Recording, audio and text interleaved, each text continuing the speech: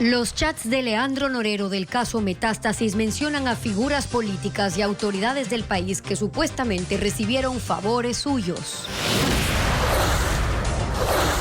Los alcaldes del país están reunidos con el presidente en Carondelet para hablar sobre la deuda con los cabildos y los salarios atrasados.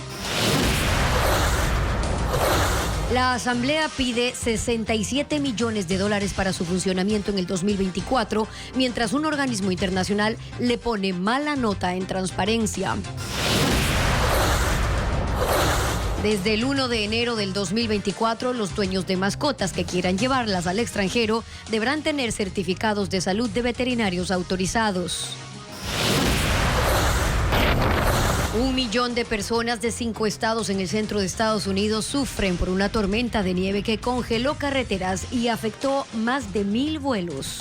Amigos, ¿cómo están? Buenas tardes. El gobierno nacional mantiene deuda con 221 cabildos. Estefi, hola. ¿Qué tal, Gaby? Amigos, buenas tardes. A esta hora el presidente Daniel Noboa está reunido con el presidente de la Asociación de Municipalidades de Ecuador, AME. Adriana Bermeo sigue la sesión.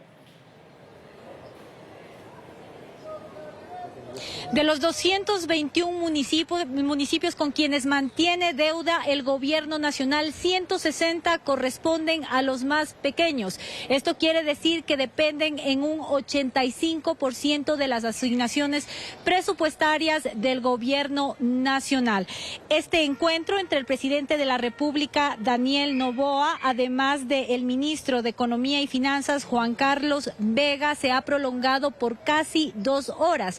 Pero el día de hoy también se conoció que 2 municipios del país se paralizaron precisamente porque no se han cancelado sueldos. Se trata de los municipios de Camilo Ponce Enríquez en Azuay y Paján en la provincia de Manabí. Son en total 800 funcionarios a quienes se les debe entre 2 y 3 meses de sueldo y han decidido mantenerse en Asamblea General hasta tener una respuesta concreta del gobierno nacional, que mantiene una deuda global de $337 millones de las asignaciones de octubre, noviembre y diciembre, que no solamente tienen relación con los sueldos, sino además con las obras preventivas ante eventuales desastres naturales. Escuchemos lo que dijo el presidente de la Asociación de Municipalidades del Ecuador, Patricio Maldonado. Esto ya es insoportable, la verdad esto ya es insoportable. Lo que nosotros buscamos es tener ya los resultados inmediatos por parte del ministro de Economía y Finanzas, y espero que hoy al finalizar esta reunión que tenemos en pocos minutos podamos tenerles buenos resultados. Señor alcalde, ¿en qué porcentaje dependen estos municipios pequeños de las asignaciones del gobierno? Totalmente, prácticamente todo octubre, todo noviembre, y estamos próximos a cerrar diciembre, está pendiente de pago. ¿Para qué les alcanzaron esos 58 millones de dólares? Bueno, para los municipios medianos y grandes, y quiero entender que alcanzó para pagar décimos y sueldos. ¿Y para obras? Lastimosamente no. Entre las propuestas que plantea la Asociación de Municipalidades del Ecuador es que se privilegie el pago de los 160 municipios más pequeños para que ellos puedan cancelar sueldos en algunos casos de octubre, noviembre y diciembre, y hasta el 10º, que tenía que cancelarse hasta el 24 de este mes. Son alrededor de 150 millones los que le corresponden a los municipios pequeños. Y diciembre es complicado en materia fiscal. El gobierno debe cubrir obligaciones más altas que las del resto del año, pese a que los ingresos se redujeron en este 2023. Si hubiera que escoger el mes más difícil para equilibrar el presupuesto estatal, el escogido sería diciembre. Se juntan el sueldo normal, que son unos 700 millones mensuales, más el 13º, que son unos 500 millones de dólares en diciembre. Hay que pagar intereses de deuda, hay que pagar los valores al Seguro Social, el bono de desarrollo humano, la obra pública, que usualmente se acumula en atrasos, y en diciembre se presentan todas las facturas. En diciembre los gastos casi que doblan a los de los otros meses. El gobierno tiene, entre otras fuentes, la recaudación de impuestos para cubrir esos gastos. El déficit. Pero él ve sus cifras y cuenta que este mes no hay buenas noticias. Que hasta hoy, solo en diciembre, se ha recaudado $800 millones por concepto de impuestos, y que el año pasado, a estas alturas del mes, ya habían recaudado 1.300 millones. Efectivamente, diciembre aún no se cierra y aún falta sumar recaudación, pero ya hay un estimado de lo que hará falta. Estamos diciendo que en diciembre el gobierno espera un déficit de 2.000 millones, es decir, tienes 2.000 millones más de gasto que no vas a poder compensarlos con los ingresos que tienes pensado recibir. ¿Qué hacen los gobiernos en casos como este para cubrir los gastos? Hay un camino que casi todos eligen. Me atraso ligeramente para poder pagarte en los primeros días de enero, o le pido, por ejemplo, lo que ha hecho el gobierno, creo que en exceso, pedirle a la Seguridad Social, préstame 3.000 millones de dólares para pagarte a ti 1.500 y la diferencia te pago al resto. Es decir, cubrir un hueco mientras abres otro. Y entre tanto, lo que se busca y se promete en todo gobierno, encontrar la forma de gastar menos y generar más.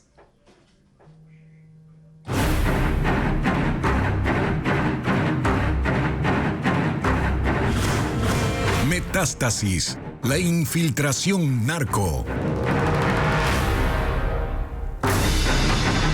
Norero le envió una cadena de oro de más de $8,000 a la fiscal de San Borondón, María José Aguirre, para garantizar impunidad y beneficios judiciales. El que ejecutaba las órdenes era Javier Novillo, alias Novita, uno de sus abogados.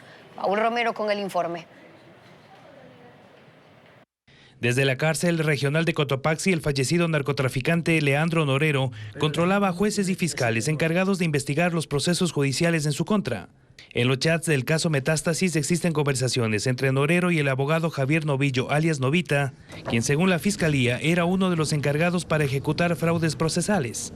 El 23 de junio de 2022, Norero y alias Novita intercambiaron chats sobre la participación de la fiscal de San Borondón, María José Aguirre, y el regalo que le dieron para que reformule cargos a Norero de tráfico de armas por tenencia ilegal de armas.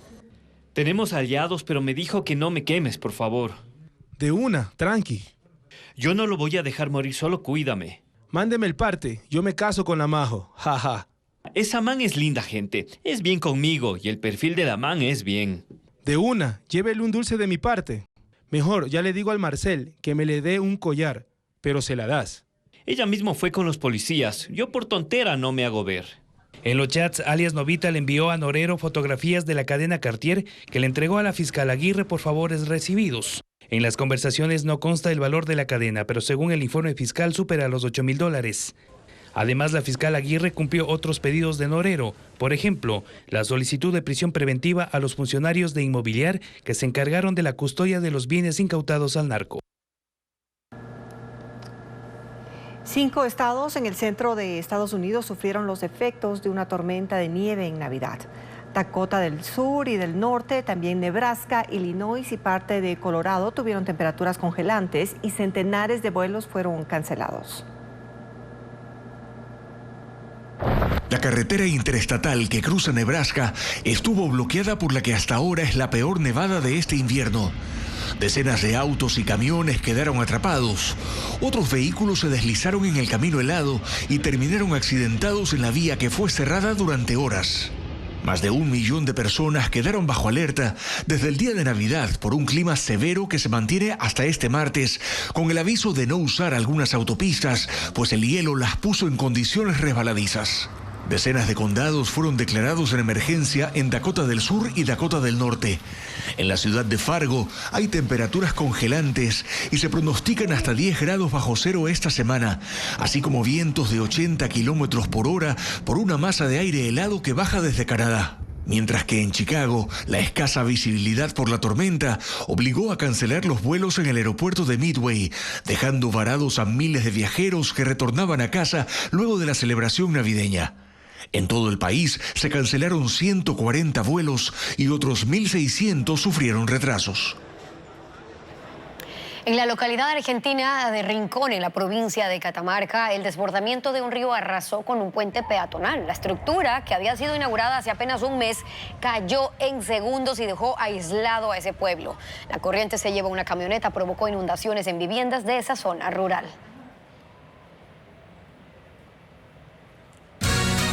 Desde el 1 de enero cambian los requisitos para los viajes de mascotas al extranjero. ¿Cuánto costará el certificado? Entérese al volver.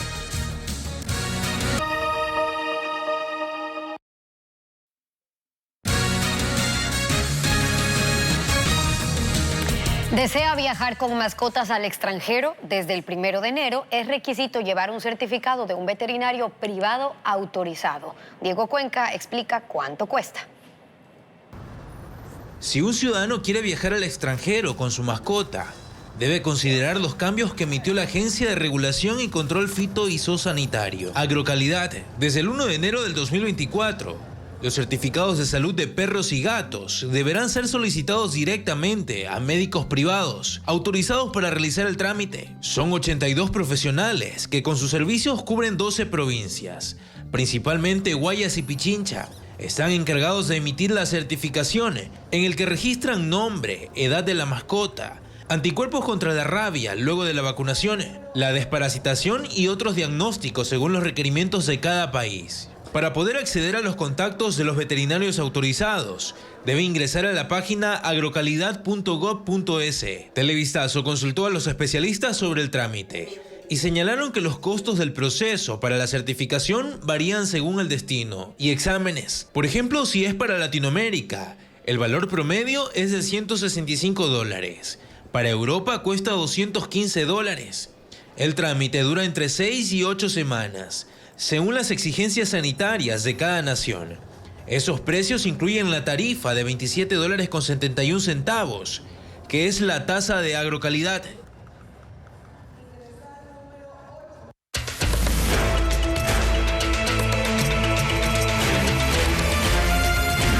Asamblea, ¿vale lo que cuesta?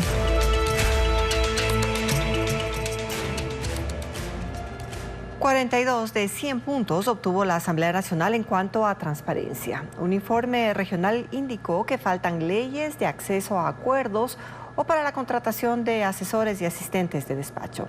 Diego Puente con más información. La Asamblea Nacional registra bajas calificaciones en transparencia según el último informe de la Red Latinoamericana por la Transparencia Legislativa, que agrupa a 15 países. El legislativo ecuatoriano alcanza 42 puntos sobre 100. Entre las principales observaciones constan, por ejemplo, la falta de una ley de lobby o cabildeo para especificar en qué temas se puede realizar esta actividad y para hacer públicas las conversaciones entre los legisladores y partes interesadas en determinadas leyes. Mauricio Alarcón, director de la Fundación Ciudadanía y Desarrollo que elabora el informe sobre Ecuador, indicó que hay más problemas cuando se observa cómo trabaja la Asamblea. Por ejemplo, las constataciones de quórum en el Pleno de la Asamblea Nacional, no únicamente las votaciones, que se transparente al país del trabajo de las comisiones. La peor calificación que recibió el legislativo es en presupuesto y gestión administrativa. Alcanzó 26.9% y está entre los últimos de la región. Hay falta de transparencia para elegir asesores y personal en los despachos. Aunque se publican los nombres y los sueldos, no se proporcionan antecedentes profesionales. Deberían tener un nivel acorde a las funciones que van a desempeñar. No se trata además solo de los requisitos académicos, si tienen o no un título universitario, sino también cuestiones vinculadas a la integridad, a la ética, al no tener antecedentes. Además, no se publica la información sobre los concursos públicos para postular a trabajos dentro de la Asamblea. En cuanto a participación ciudadana, el informe recoge que el legislativo no fomenta consultas y audiencias con la gente para hacer leyes. También se observa poca información sobre los legisladores. Por ejemplo, en la mayoría de casos se aprecia menos del 50% de sus planes de trabajo y antecedentes profesionales. 67.6 millones de dólares solicitará la Asamblea para funcionar en el 2024. Así lo decidió el CAL, el Consejo de Administración Legislativa, como explica ahora Patricio Díaz.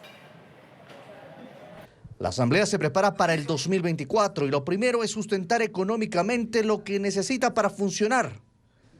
Basado en los informes de las unidades administrativas, el presupuesto requerido para el próximo año es de 67.6 millones de dólares, que supera en casi 16 millones al de 2022, que es el último en un periodo completo de la Asamblea debido a la muerte cruzada decretada en mayo pasado. Pero ¿por qué el incremento? La administración de la Asamblea lo justifica, entre otros, en bienes y servicios, que sube casi en 3.9 millones de dólares, y en egresos de capital 3.5 millones también. Porque en función al déficit que hemos tenido, no se han podido hacer los mantenimientos previstos, renovación tecnológica que hemos tenido. Se toma en cuenta que en mayo de 2025, cuando la actual asamblea termine sus funciones, debe dejar todo listo para nuevos asambleístas, pues ya no serán 137, sino 147. Solo ahí tenemos alrededor de 44 computadoras más, hablando de manera simple, que tendríamos que adquirir. El coordinador de planificación señala que se tiene que prever la realización de 5 consultas prelegislativas pendientes del anterior periodo de la Asamblea. Tenemos un histórico que la última se hizo en el año 2015, ¿sí? Y se gastó en promedio $600,000. El rubro por gastos de personal es el más grande. En 2022 fue de $43 millones. Las autoridades actuales dicen que buscarán reducirlo en 2.4 millones.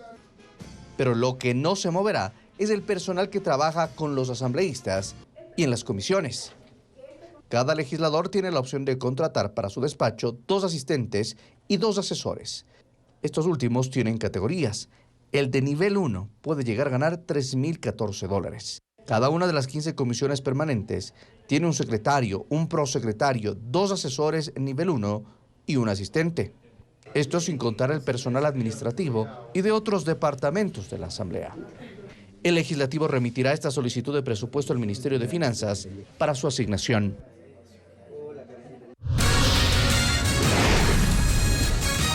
Ecuatorianos rescatados en un naufragio en el Caribe rumbo a Estados Unidos de forma irregular. Los detalles al volver. Metástasis, la infiltración narco.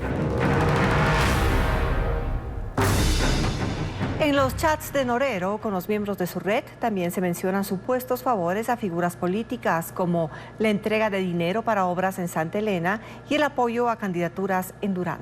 Luisa María Heredia con el detalle. Figuras políticas y autoridades del país también tenían vínculos y hasta contacto con el narcotraficante Leandro Norero, según los chats publicados por Fiscalía. En los diálogos se mencionan pagos por obras públicas, campañas electorales e incluso favores más personales. Por ejemplo, el 6 de septiembre de 2022, Javier Jordán, a quien el Ministerio Público catalogó como el testaferro de Norero, le habló a alias el patrón de José Daniel Villao, prefecto reelecto de Santa Elena, y de Daniel Cisneros, exalcalde de Salinas, a quienes les habría conseguido $12 millones para obras y quería una comisión. El prefecto de Salinas y el alcalde se creen esos República Independiente. Sabes, andan hechos sabidos, hay que pegarle un susto. Préstame unos muchachos, yo le pago los gastos para que le jalen las orejas si tienes ese personal. Allá tengo gente, de una. José Daniel Villao es el prefecto y el alcalde Daniel Cisneros. Ese par se les consiguió 12 palos para unas obras y se la dieron a otros. ¿Puedes creer?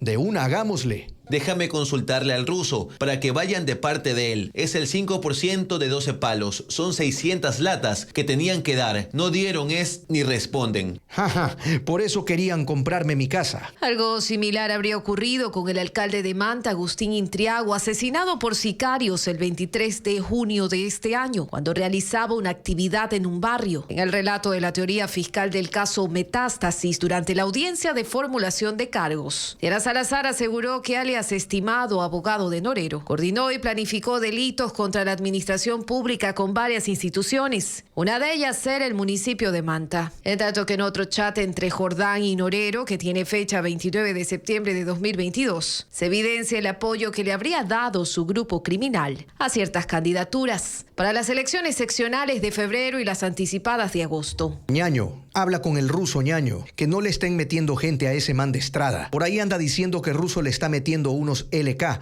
y que no se preocupa de mí porque tiene alguien que me controla. No le pares bola a ese que es pura lengua. El ruso no se mete en nada de nada y con nadie. Solo estamos apoyando a la Arce, la de Durán. Alexandra Arce, quien fue alcaldesa de ese cantón de Guayas, es ahora asambleísta. Alias el ruso, de acuerdo con Fiscalía, es el ex legislador de la Revolución Ciudadana, Ronnie Aliaga. Funcionarios de alto rango del gobierno de Guillermo Lasso también fueron mencionados. Uno de ellos es Diego Ordóñez, exsecretario de Seguridad Pública. Hay una captura de pantalla del 29 de septiembre, víspera de la formulación de cargos en contra de Norero. Yo he mantenido diálogo con la doctora Glenda Ortega Marcial, que es la fiscal quien lleva su caso al frente. Le habría dicho Ordóñez a Norero ofreciéndole ayuda. En un tuit, el exfuncionario aseguró que se trata de un montaje que servía para estafa y chantaje. Los demás aludidos no se han pronunciado públicamente sobre este caso.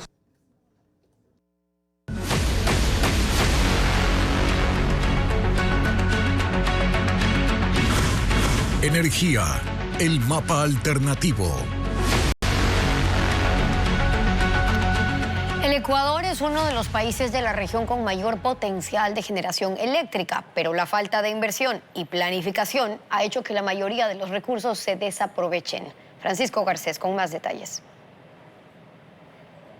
Según el Plan Maestro de Electricidad, el Ecuador tiene recursos para producir más de 25.000 megavatios de energía económicamente viables, lo que le convierte en uno de los países con mayor potencial en ese ámbito de la región. Ese plan apunta a que la principal fuente de electricidad debe ser la hidroeléctrica. Los caudales de los ríos tienen un potencial de más de 90.000 megavatios, pero de ellos solo 22.000 son viables económicamente. El mayor potencial de generación sigue en las provincias del oriente, en donde están identificados proyectos por más de 15.000 megavatios de potencia, principalmente en Napo, Orellana, Pastaza y Zamora Chinchipe. Pero también hay otras provincias que destacan por su potencial, como Esmeraldas, con casi 1.300 megavatios posibles, o Azuay con otros 500. Según el plan, el país debería estar produciendo más de 6.300 megavatios de energía hidroeléctrica, lo cual superaría con creces la demanda nacional, que está cuantificada en 4.700 megavatios diarios. El Ecuador no ha aprovechado aún ni el 30% con las centrales hidroeléctricas instaladas. El plan también contempla generación no convencional, como la eólica, la solar, la geotérmica y otro tipo de fuentes renovables. Si se juntan, el Ecuador tiene potencial para producir más de 3.000 megavatios. Solo con el viento se puede producir más de 1.600 megavatios y más de la mitad de ellos solo en la provincia de Loja. De acuerdo al Plan Maestro de Electricidad, en este año debieron entrar en funcionamiento proyectos hidroeléctricos por 64 megavatios, 1.000 megavatios más de generación térmica y otros 400 de energía no convencional. Para eso se debía invertir cerca de $800 millones, pero de esos proyectos ninguno ha entrado en funcionamiento. La Ley de Competitividad Energética le apuesta a la generación para autoabastecimiento con una condición, que sea con energías renovables no convencionales. Lenín Artieda con el análisis. Del 100% de la energía que se genera en el país, apenas el 1% corresponde a energía renovable no convencional. Estamos hablando de energía limpia, que no es comercializada de manera masiva, pero es un ámbito en el que el país tiene grandes potencialidades. El tema cobra más importancia aún porque en la Ley de Competitividad Energética que el gobierno remitió a la Asamblea se señala que el sistema de generación distribuida para autoabastecimiento debe ser con recursos energéticos renovables no convencionales. Es decir, los incentivos para la inversión de empresas privadas que quieran autoabastecerse de energía no corresponde a generación hidroeléctrica ni térmica. Según el Plan Maestro de Electricidad, la generación actual con biomasa es de 137 megavatios, con energía solar de 24 megavatios, con energía eólica de 17 megavatios y con biogás 7 megavatios. Con eso se llega a un total de 185 megavatios, generación totalmente marginal si se la compara, por ejemplo, con los 3.000 megavatios de generación térmica que tiene el país. Al momento, hay 3 proyectos en desarrollo de energía renovable no convencional. Bilonaco 3, que generará 110 megavatios. El proyecto fotovoltaico de El Aromo con 200 megavatios y Conolopus en Galápagos con 15 megavatios más. En este escenario, el proyecto de ley empieza a recibir críticas. Primero, porque no alienta un mercado competitivo de generación, transmisión y distribución, ya que es el Estado quien autorizará la delegación en casos excepcionales. Además, la generación no convencional no es aplicable para todas las actividades y son tecnologías muy costosas si se las compara con la generación hidroeléctrica e incluso con la generación térmica con gas natural. Ecuatorianos fueron rescatados en un naufragio en el Caribe. Viajaban en un grupo de 30 migrantes rumbo a Estados Unidos y además hay 2 muertos de nacionalidad venezolana.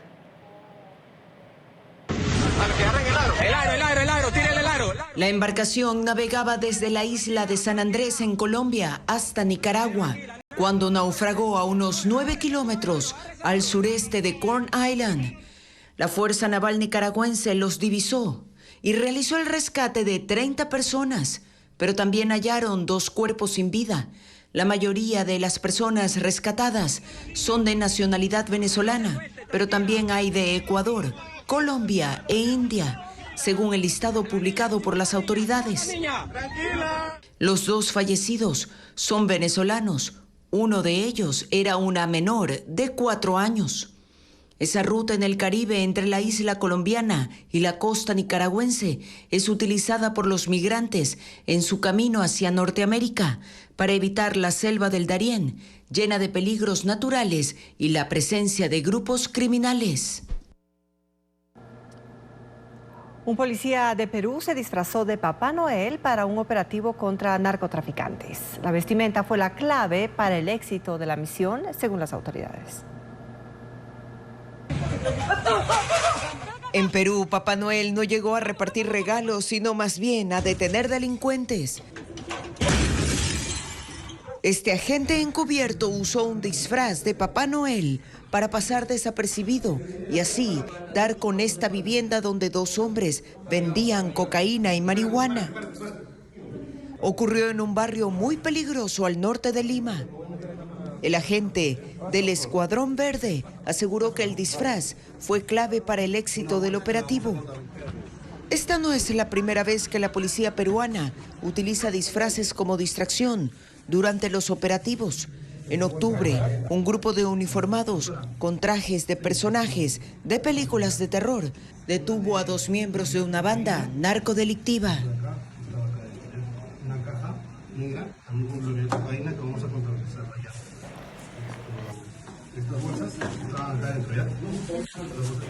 Y la Navidad se celebró en distintas partes del mundo con tradiciones que van más allá del árbol y el pavo. Ileana Suárez muestra algunos de los festejos.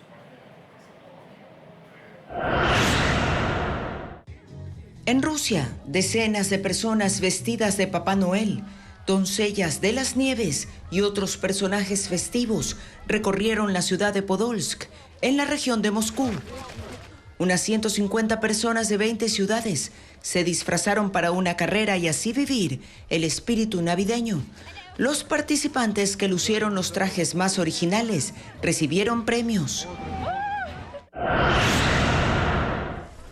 En Alemania, los miembros de un club de natación de Berlín se vistieron con gorros de Santa y se sumergieron en el lago Oranque para su tradicional baño navideño a una temperatura de 5 grados centígrados. Esta es una tradición desde hace 40 años que aseguran tiene beneficios para la salud. En Grecia, cientos de residentes y turistas se reunieron frente al municipio de Atenas para escribir sus deseos navideños en linternas hechas de papel de arroz con una base de parafina. Las encendieron y las enviaron al cielo. Y en China, 500 muñecos de nieve de 2 metros de altura fueron instalados en una calle de Shanghái, en la provincia de Jilin, noreste del país, como parte de una estrategia turística. Al principio todos los muñecos de nieve se hacían a mano, pero este año usaron excavadoras para fabricarlos en 2 días y medio. En China, la ciudad de Beijing batió un récord de temperatura bajo cero. Un observatorio meteorológico superó las 300 horas a menos de 10 grados centígrados, el mayor tiempo desde que comenzaron los registros en 1951. Además, en el norte y centro del país han sufrido olas de frío este mes. Las autoridades cerraron escuelas y autopistas debido a las tormentas de nieve. Y el líder opositor ruso Alexei Navalny fue trasladado a una colonia penal en el noroeste de Siberia, y así lo ha informado su equipo 2 semanas después de afirmar que habían perdido el contacto con él. Según su abogado, este lunes lo visitó temprano y aseguró que estaba bien. Por este sorpresivo traslado, Navalny estuvo ausente en 2 audiencias judiciales programadas la semana pasada. Navalny, quien es un duro crítico de Putin, en agosto fue condenado a 19 años de prisión tras ser declarado culpable de crear una comunidad extremista, entre otros delitos. Los martes dorados del Teatro La Bota tendrán su última función del año hoy en Guayaquil. Además, en Quito, 48 ponchos son parte de una muestra. Estefanía Arias con la agenda cultural.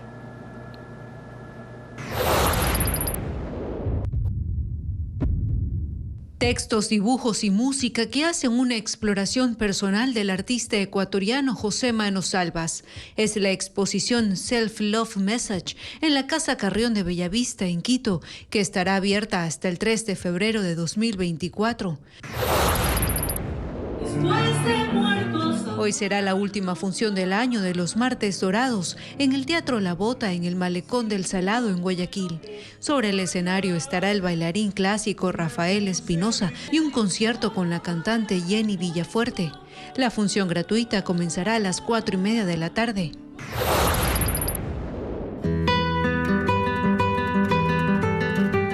Es una prenda ancestral que se exhibe en el Centro Cultural Metropolitano de Quito. 48 ponchos que forman parte de esta muestra que lleva ese mismo nombre. Un lenguaje textil que explora la riqueza estética andina y descifra un ritual simbólico. La exposición estará hasta el 25 de febrero, de miércoles a domingo, de 9:30 de la mañana a 4:30 de la tarde. Al filo de la vía panamericana que une al centro del país, se registran caravanas de adultos y niños que salen a pedir dinero a los viajeros. Nuestro corresponsal Patricio Viera hizo un recorrido. Esta es la otra cara de la época navideña en Cotopaxi, donde decenas de niños, mujeres y en algunos casos familias enteras se ubican al filo de la vía panamericana en el sector conocido como el Chasqui, a 40 kilómetros al norte de la Tacunga, para pedir dinero a los viajeros. Cuando un vehículo detiene su marcha, corren desesperados. Algunos conductores les dan caramelos, ropa y hasta juguetes. Un equipo de Televistazo recorrió un trayecto de 12 kilómetros en esta carretera que conecta a las provincias de Pichincha y Cotopaxi e identificó a 27 grupos con un mínimo de 4 personas cada uno, y en algunos casos llegaban a los 12. En la zona del páramo de Romerillos, en el kilómetro 52, la lluvia no fue obstáculo. Aquí se cubrían con plásticos, otros con paraguas y o encendían fogatas para soportar la inclemencia del tiempo. Esta mujer, que prefirió no dar su nombre, salió con sus 2 hijos y admitió su preocupación por la velocidad a la que pasaron los vehículos y la peligrosidad del asfalto mojado.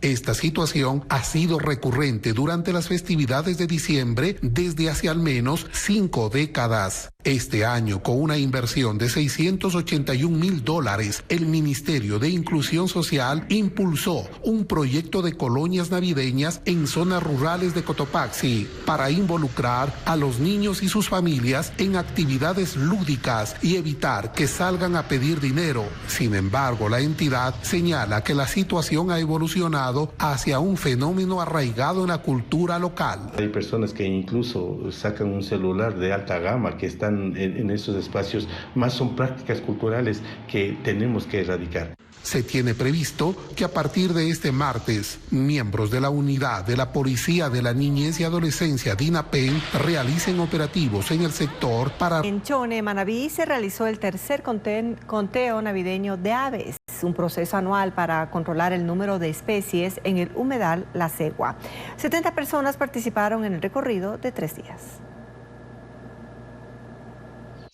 En un perímetro de 24 kilómetros se realizaron los recorridos del conteo anual de aves en el humedal La Cegua, ubicado al suroeste de Chone y que abarca 1.836 hectáreas que se forman con las aguas de los ríos Chone y Carrizal. Durante 3 días, 70 personas, entre guías y ambientalistas de Manabí y otras provincias, participaron del programa. Fotografiaron especies como el pato aliazul o cerceta, que es un ave migratoria de Norteamérica. El garrapatero pico estriado también posó para las cámaras. Además de las especies residentes en este hábitat, conviven la gallareta común de color azul, 6 clases de garzas, 4 tipos de patos y la gallareta púrpura. Que estén conscientes, por ejemplo, los aves nos hacen un beneficio en la protección de los cultivos, nos comen un montón de insectos. El proceso comienza con la observación y comparación de las aves para determinar a qué familia pertenecen.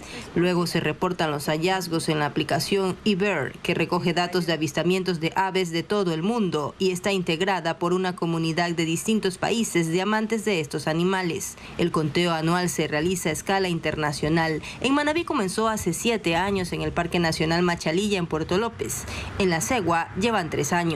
Solo en este humedal hay 10 guías que trabajan por la preservación de este espacio natural y organizan el avistamiento. En el humedal La Segua se estima que la población de aves sobrepasa los 7.000 ejemplares. La mayoría son migratorias, pues vienen de Norteamérica hacia Ecuador en el último trimestre de cada año en busca de alimento. A inicios de enero emprenden el vuelo de retorno. Los resultados del conteo de este 2023 se conocerán en los próximos días, tras el cotejamiento de los datos y las fotos. Los monigotes gigantes de Guayaquil se llenan de visitantes a 5 días de fin de año. Conózcalos después de la pausa. La fabricación artesanal de caretas es una actividad tradicional que sobrevive. Políticos y deportistas son las imágenes con más demanda. Alex Ceballos nos informa. Es como sentirse en el personaje de la careta y fascinar a las personas que pasan a mi alrededor. Miles de formas y colores, personajes nacionales y extranjeros. Desde hace 52 años el Palacio de la Careta en el norte de Quito se esfuerza para atender los gustos más exigentes del país. Las elabora en polietileno o cartón, siempre el personaje más solicitado del año en el ámbito social deportivo. Los políticos siempre son de preferencia. En este caso, Revolución Ciudadana va a llevar la medalla. Todos los años los ecuatorianos tienen la tradición de quemar el monigote con una careta. También la usan a manera de diversión antes de despedir el año. No se olvidan los modelos tradicionales, de los superhéroes, los músicos favoritos. Y la gente más bien está llevándose las máscaras de caucho, que es para divertirse, ¿no? Las de cartón a $2. Hasta que se termine esto, porque ya no me quedan muy pocas. Antiguamente las caretas se vendían solo en las peluquerías.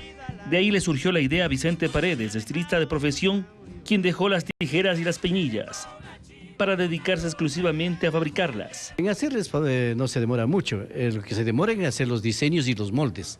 Ahí hay moldes, diseños que nos demoramos una semana, unas 3 semanas, en un diseño. Así las caretas o máscaras están listas para este fin de año. El tiempo corre y todos se apresuran para despedir este 2023. La ruta de los monigotes gigantes concentra cientos de visitas en el suburbio de Guayaquil. Y en esta ocasión, Televistazo recorrió Krustyland, la propuesta a gran escala de los Simpsons, como reporta Vanessa Robles.